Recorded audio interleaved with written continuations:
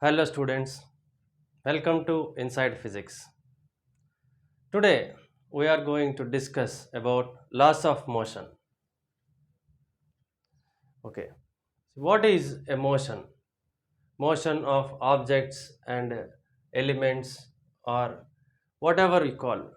Anything in motion means that it has some velocity and it has an initial and final momentum and also initial position and final position.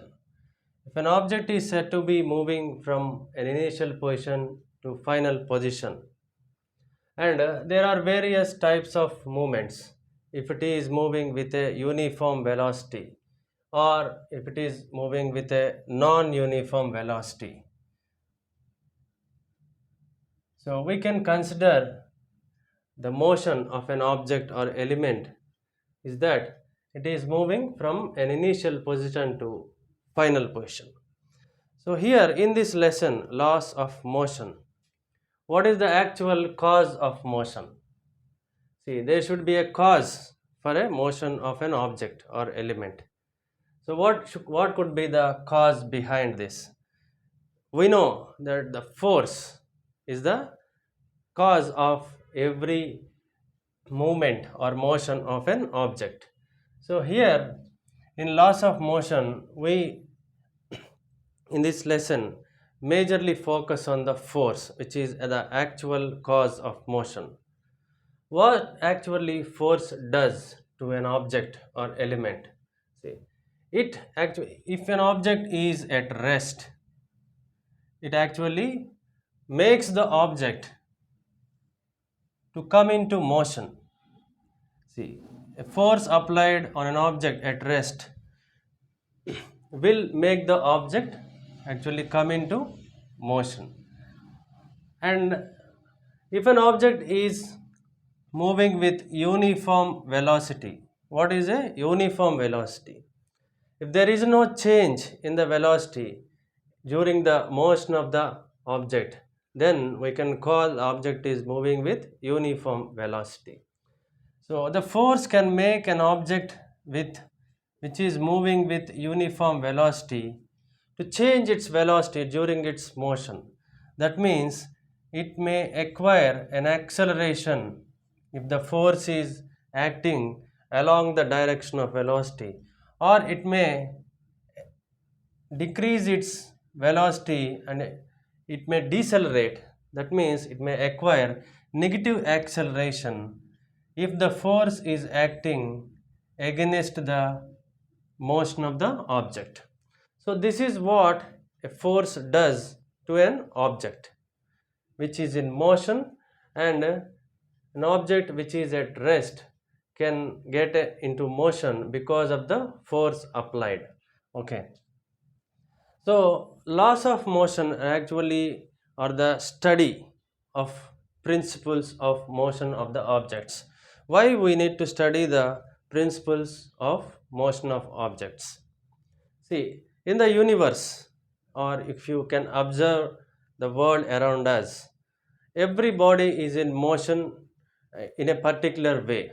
So, if we can study the motion of objects in a systematic way, so that we can derive some principles out of the motion, so we can study most of the principles of the universe and we can derive the most of the physical laws which are actually related to the motion.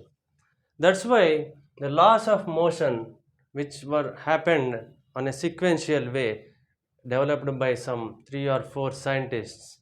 So these laws are a very important part of our physics. In physics, most of the study is about the laws and the laws of motion and the motion of objects, elements, subatomic particles, and even if you can observe our universe, our planets and our solar system and our entire galaxy is in motion. Of course, the motion is a relative thing. We need to consider the relativity also when we talk about the motion of an object. In this lesson, to begin with, The first scientist who actually thought of deriving some laws about the motion was Galileo. So Galileo first described the laws of motion in his own way, that actually a force is needed. What he said is a force is needed to move an object in rest or to produce some acceleration to a body which is already in motion. A force is required for that. So that is his form of way for expressing the force. So he could manage to deliver some rules for the laws of motion, and that was further developed by Newton by taking his famous laws into consideration, Newton's first law, second law, and third law. So, by developing the Galileo theory, Newton has further developed in his way by considering the first law, second law, and third law, and he could successfully able to explain the laws behind the motion of objects. So, before going to the actual laws of Newton, which he described in a successful way, what has actually happened after this is called Newtonian mechanics. Mechanics is a branch of science which deals with the study of motion of objects, considering the cause of motion behind it. So Newton has successfully developed his theory of mechanics by successfully saying the laws of motion. Okay, so we now before going to actual description of this lesson, see, in between these descriptions, see, Aristotle, a famous scientist who has actually given a statement about the force and its description, he said, for any object to continue in motion, we require a force to the motion is continued to be generated by an object.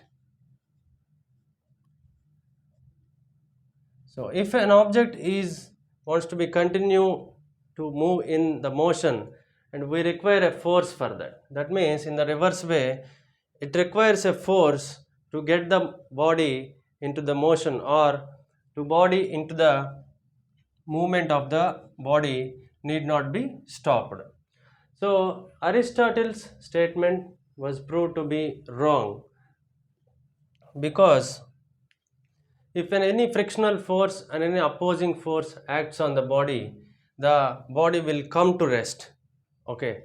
So in absence of friction or any other force, so if there is no force, opposing force acts on the body, actually there is no force required to get the body into the motion or to continue the body in the motion, and it will continue forever if there is no external force acting on it to oppose the motion of the body. So the Aristotle statement was proved to be wrong, and finally the world has accepted Newton's laws of motion as the describing way of motion of objects. So first we see what is inertia. Inertia is a concept of actually measure of mass. Okay. See, before going to the Newton's laws, we need to discuss some topics on inertia. What is inertia?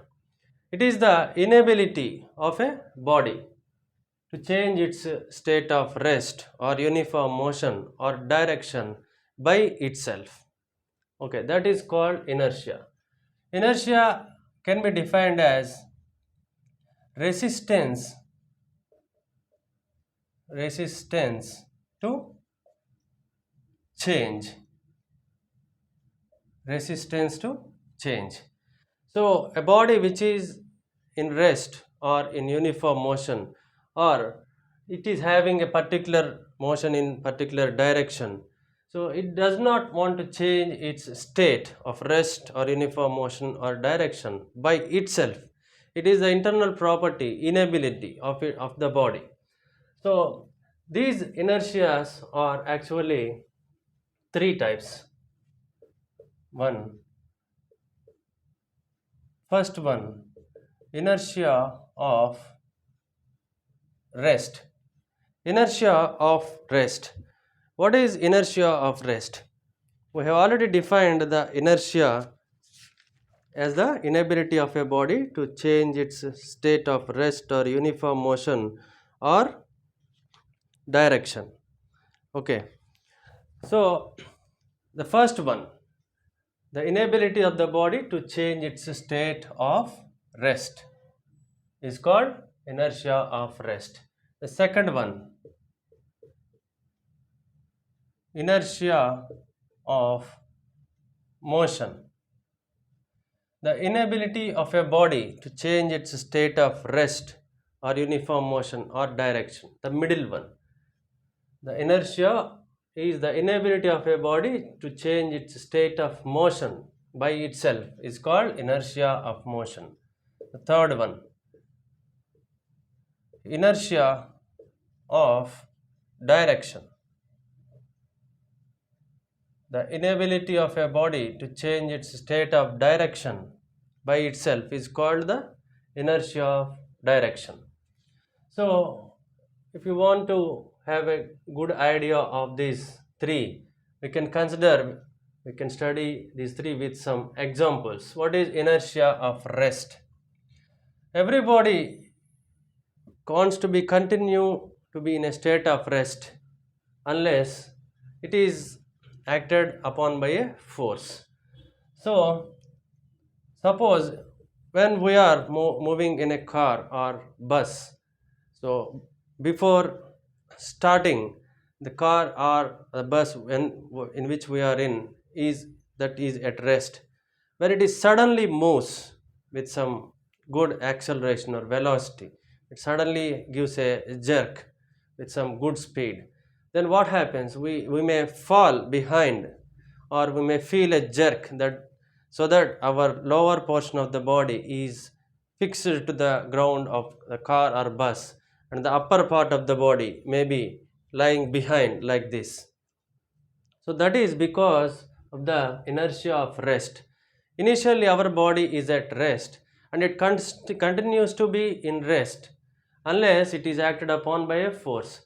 That means the lower body, the feet which are in contact with the ground surface of the car or bus, when suddenly the vehicle is moved, when the legs contact in contact with the ground surface are also as a movement along the direction of the vehicle, but the upper body which is in rest continues to be in the state of rest. We may fall back if you don't have any support behind our body. So this is how we can understand. We can have so many examples for that also. Okay, and next one, inertia of motion. In the same way, if a body is continues to be in a state of motion, it will continue unless it is acted upon by any opposing force, so that it will continue to be in the motion. In the same way, we can take the example of the vehicle. In from a moving vehicle, if you want to jump out of a moving vehicle or get out of a moving vehicle, you need to actually run with the vehicle for some time to get out of the vehicle safely.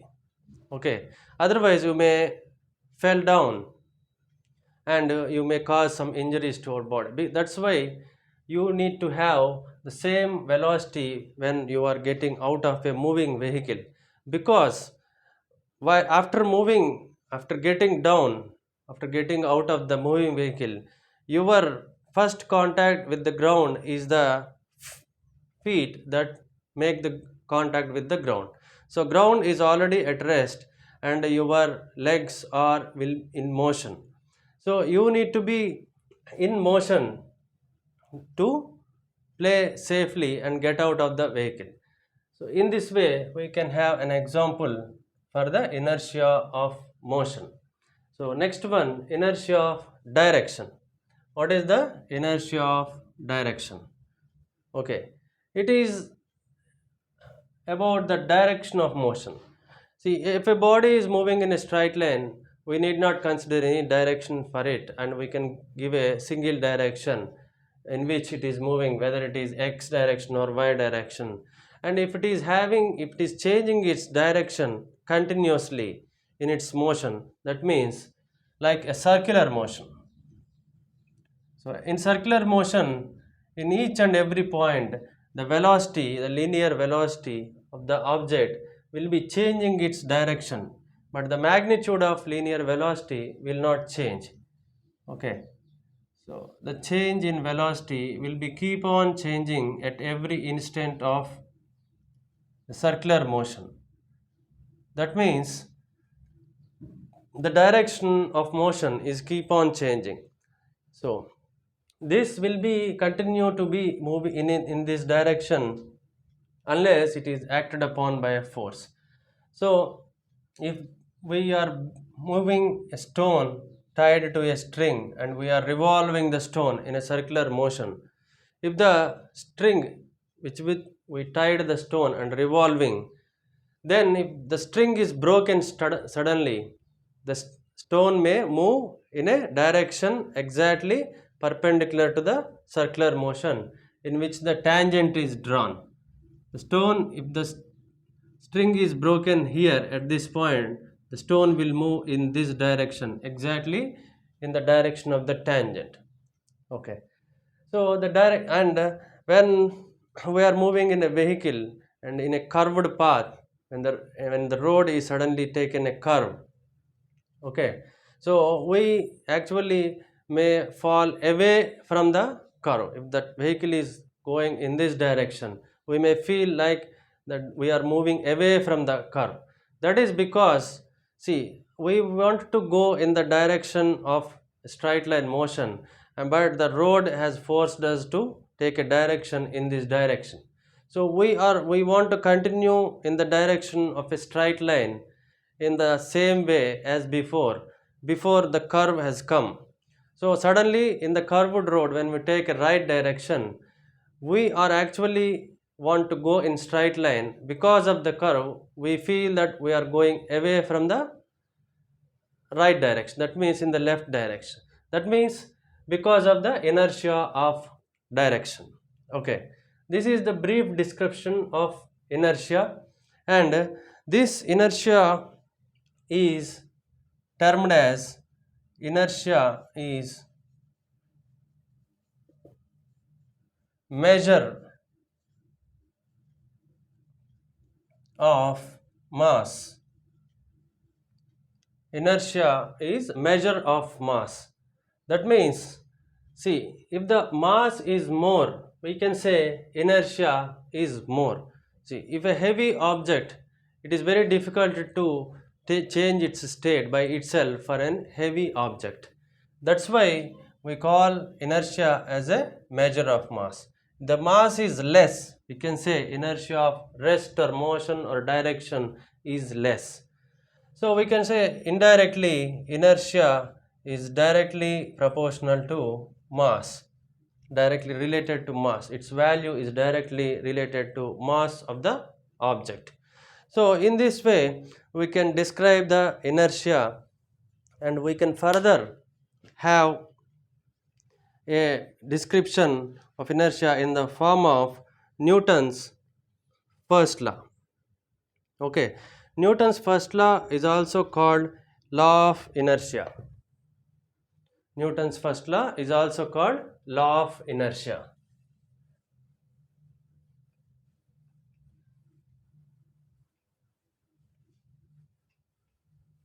Why Newton's first law is called as law of inertia? Because first law, Newton's first law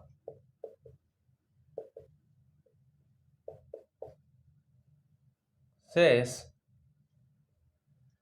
that every body continues to be in a state of rest or uniform motion unless it acted upon by an external force. Okay, that is the actual statement of Newton's first law. That means it is the reverse of law of inertia. That's why they are both can be handled as in the same way, law of inertia and Newton's first law. Every body continues to be in a state of rest or uniform motion unless it is acted upon by a external force. Okay, that force should not be an internal force of the object or element, it should be an external force. That is the Newton's first law. Okay, so we can state the first law as every body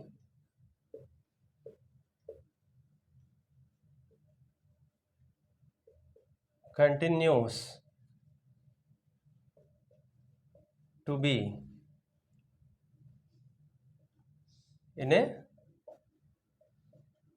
state of rest or uniform motion unless it is acted upon by an external force.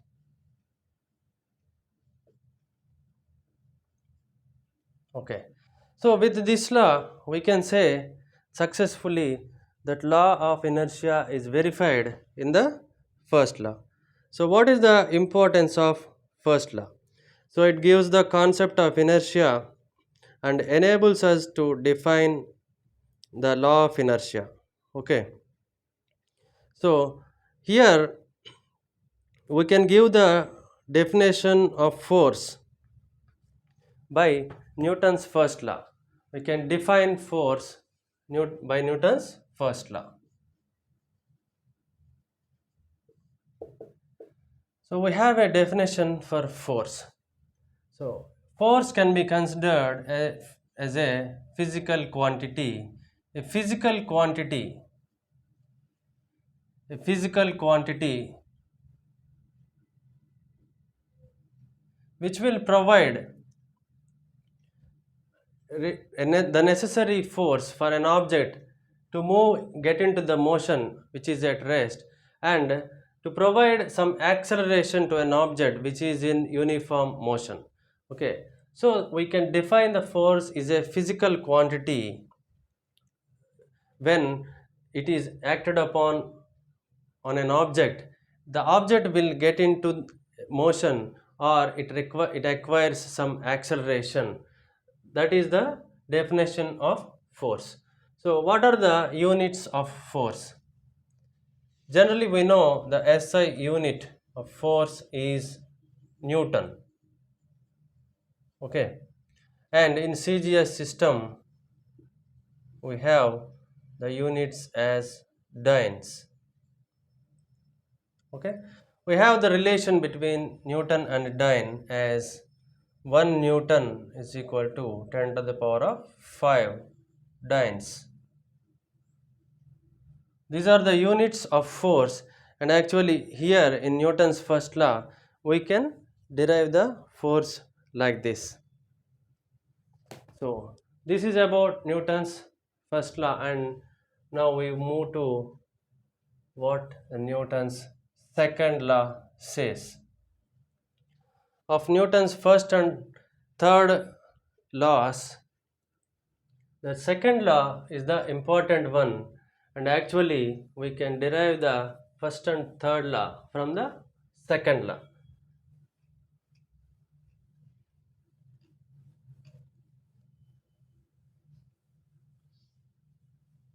So the Newton's second law actually gives the concept of force, the definition of force, how the force is acting on the body, and actually what is that is the changes that are getting changed in the body by the force. So the force causes what kind of changes in the body in their momentum or velocity or acceleration. It gives the full picture of force. Before going to Newton's second law, we have to get the definition of linear momentum. What is linear momentum? We know linear means it represents straight line motion. Okay. The definition of linear momentum, which is represented with P, is mass into velocity. Mass into velocity means P is equal to mv. We know momentum, linear momentum is a vector quantity, and in vector form we can represent it as m into v bar.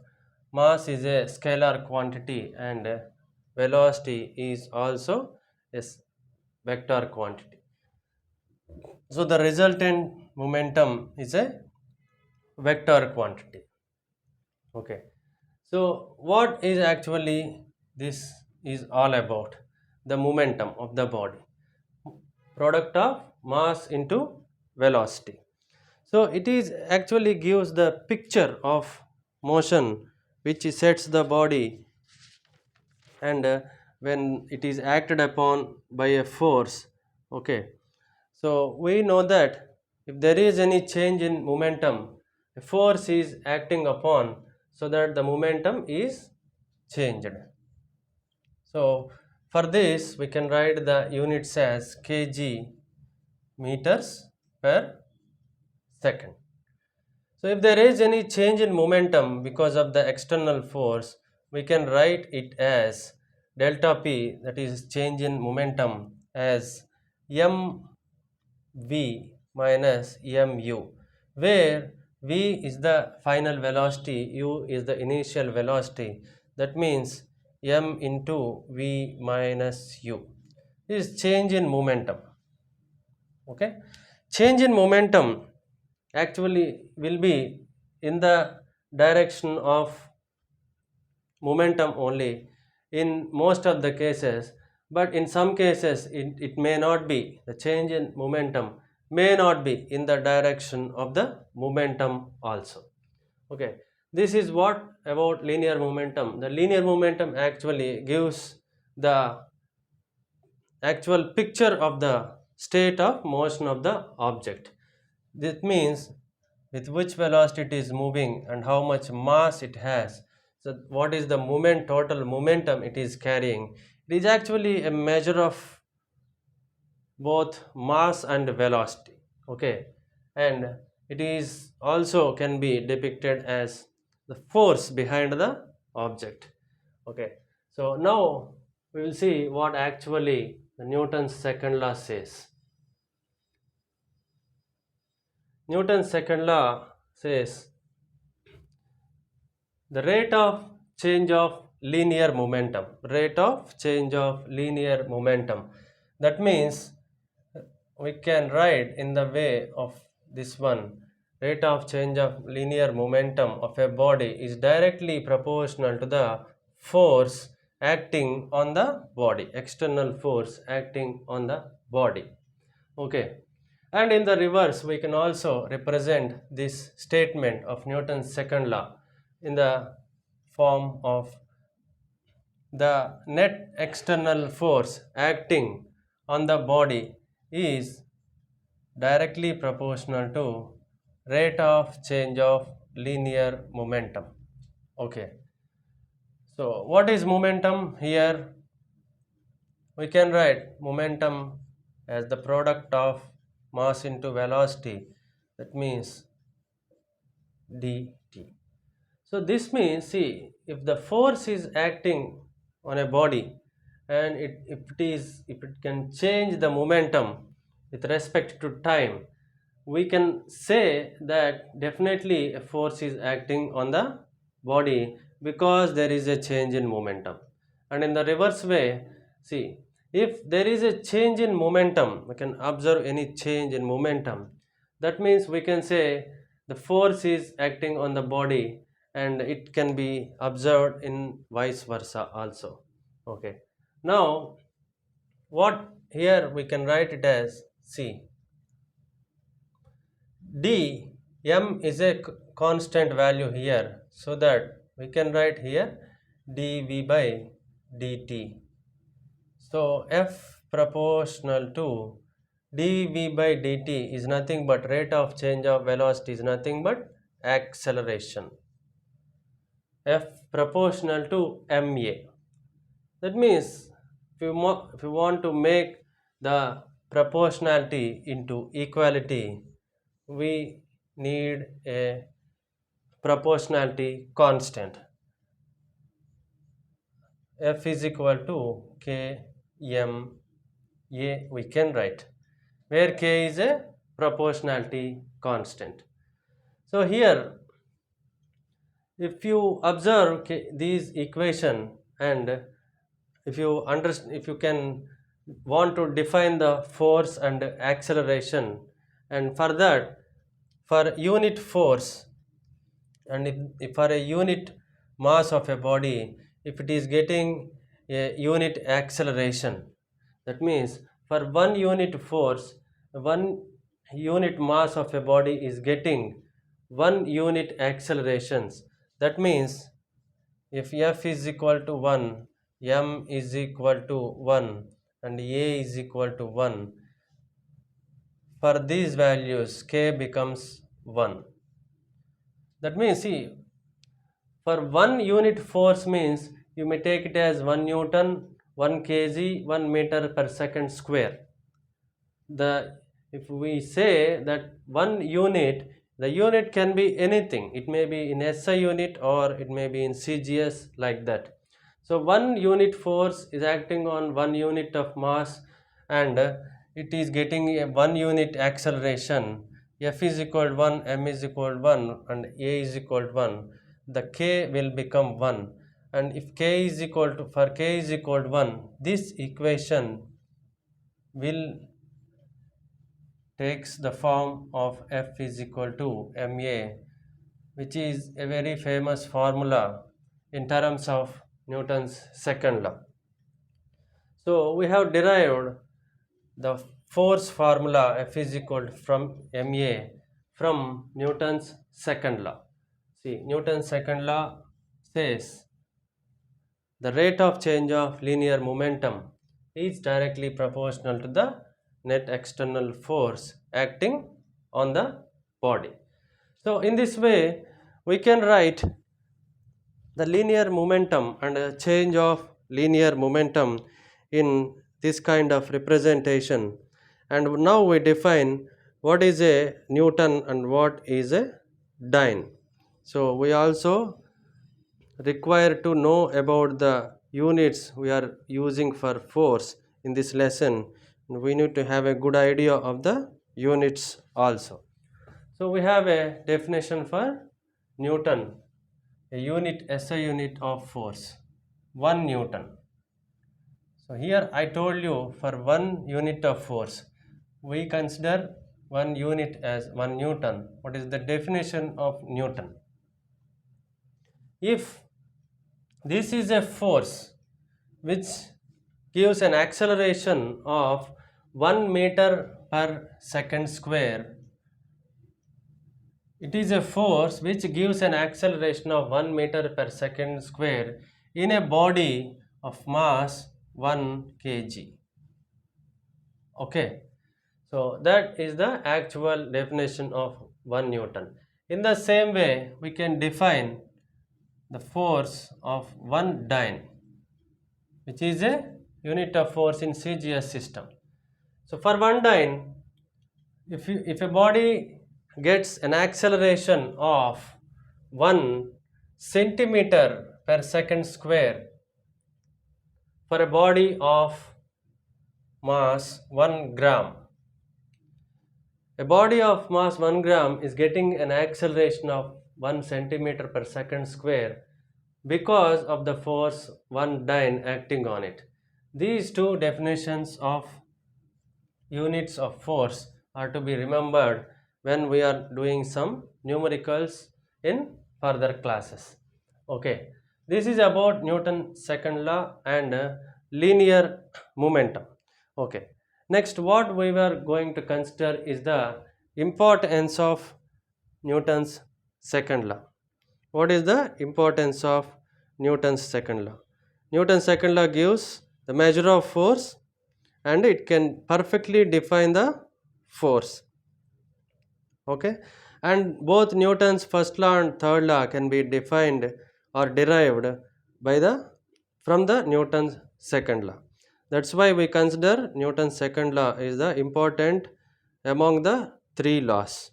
And when you are coming to analyze the linear momentum, it will take some three-dimensional picture. Actually, when a force is acting on a body, the momentum will takes place, the change in momentum will takes place in the direction of force. So we can write this form. So the change in momentum in a three-dimensional f proportional to dpx by dt fx and fy proportional to dpy by dt.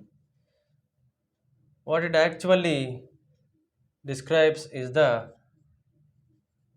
force direction is along the momentum direction, or the change in momentum direction will always be along the force direction which is acting on the body.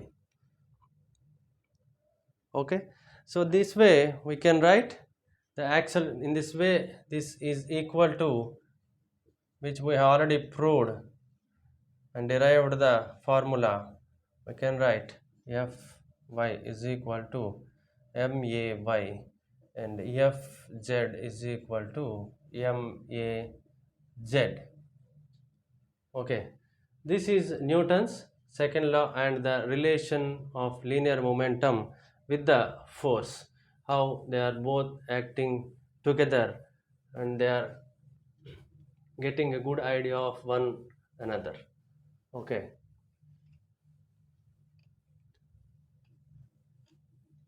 now we see what is the definition of impulse.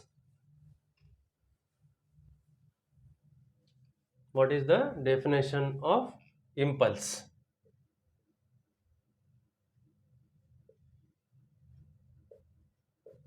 What is impulse? Here there is a definition for impulse and we can define it as the product of force and time. It is the product of force and time. So what is force? We will consider it in newtons. This can be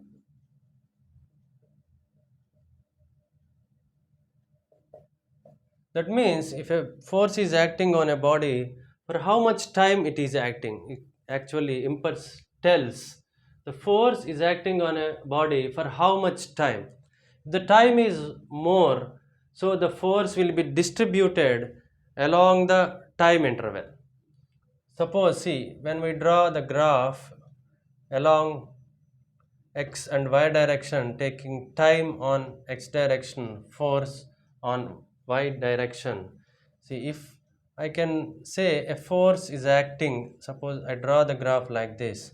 See, the force is acting in a particular interval of time. So the force is higher at this point and it gets lower at this point. This entire force is getting distributed in the time interval. So if the time interval is short, time interval has become very short. So what happens is the force may look like acting in a short time and the feel of force will be more. That means, see, it can be clearly described when with the example of some shock absorbers. Okay, so if you are going in a vehicle on a rough road which is having some uneven or uneven path, then in the vehicle when it is going on an uneven path, it has some jerks. It gives us some jerks when it is going on some rough road. So that jerk is actually called impulse when the time interval is very short. When the time interval is very short and the force acting in a time interval of very short time, that we may call it as a jerk. So if suddenly the vehicle will get into some dig or some uneven path, then we may feel the force and we may feel the force inside the vehicle, and it will be somewhat uncomfortable for us. So the vehicles are provided with shock absorbers, which will make the force actually force of impact, and they will increase the time of interval of impact, so that the same force will be acting on us for longer time, so that these shock absorbers will actually increase the time, and so that the force will be acting for a long time. We may not feel the jerk in a short time. We may feel that the force is acting for some long time.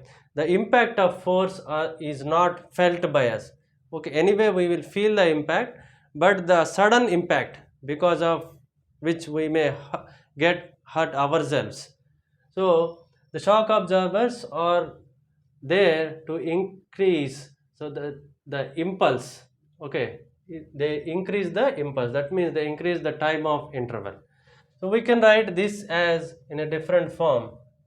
So impulse is equal to force into time, and we know force is equal to ma into time. So acceleration is nothing but change in velocity by time into time. So this is mv minus u. This is nothing but, if you can observe from the previous definition, this is nothing but change in momentum. Change in momentum can be defined as impulse. So impulse is nothing but change in momentum of the body. Okay. So in this way we can define the impulse. Now we move to Newton's third law.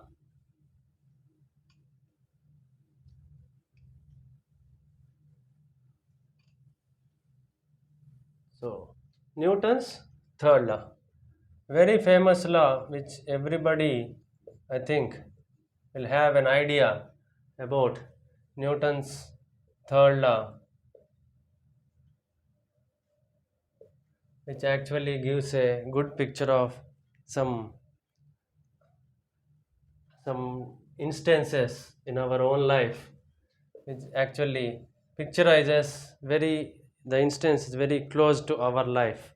Okay, sometimes we may say it as, in some instances, according to Newton's third law, for every action there is an equal and opposite reaction. For every action there is an equal and opposite reaction. Equal and opposite, what does it mean by opposite? Okay, what does it mean by opposite? Opposite means the action and reaction pair is equal in magnitude and opposite in their direction. Okay, that is the meaning of equal and opposite. Okay, so they actually are an equal and opposite action and reaction pair. Action is equal to reaction. Okay, action is equal to this minus will indicate that the reaction is in opposite direction to the action. Suppose a force is acting on a body A B, okay, F So force action is acting by the body on body B, and the reaction will be coming from body B on the body A, and we can write it as like BA. So this is the force acting on the body B due to A.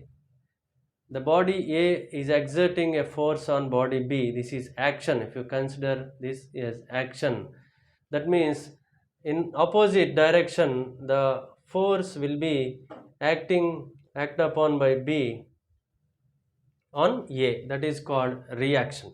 So if you want to picturize this is body A and this is body B. If body A is pushing the body B in this direction, and the body B will also push the body A in the opposite direction. Okay, this is action and this is reaction. Here there is a question that will arise in most of the students. So if they are equal and opposite, why do they don't get cancel each other? They are equal and opposite, they must be cancelling each other, right? And the net force on these two bodies will be must be zero. But actually it is not. They don't get cancelled each other. Why? Because see, the action is acting on the body B and the reaction is happening on body A. So they action and reaction are acting on different bodies. I'll explain you how. If I am exerting some force with my hand on this board, so my action of force is acted upon by the board, and the same force will be acted back, and the reaction is happening by the board on my hand. Okay, so with this example you can understand the action is on the board and the reaction is on my hand. So the action and reaction are not acting on the same body, so they will not get cancelled each other. If a force is acting on the same body, equal and opposite forces if acting on the same body, they will get cancelled each other. I will tell you how. So a body is A and a force F1 and F1 both are same, and they are equal and opposite acting on the same body. If you observe, this will cancel each other because they are acting on the same body. But in case of an action reaction pair where Newton's third law is applicable, the force and the action and reaction are acting on different bodies, they don't get cancelled each other. Okay, so here the Newton's third law has some limitations. It is not applicable when the distances of the objects is very far. Okay, that means when the distance of the objects are very far away, that means suppose considering the other solar systems or galaxies, we cannot apply the third law for that much longer distances. Okay, and in the Newton's third law is also not applicable, okay, when the objects move with the velocity nearer to the light. So it is not applicable to the objects when they are moving with the velocity of light. Okay, and it does not apply also when the gravitational fields are very strong. It does not apply where the gravitational fields between the objects are very strong. So there are three limitations where we cannot apply the Newton's third law. So this is about the laws of motion. We have discussed about first, second, third law. and we will continue this session in the next class so that we can continue with the topics which have left in this lesson. Okay, thank you.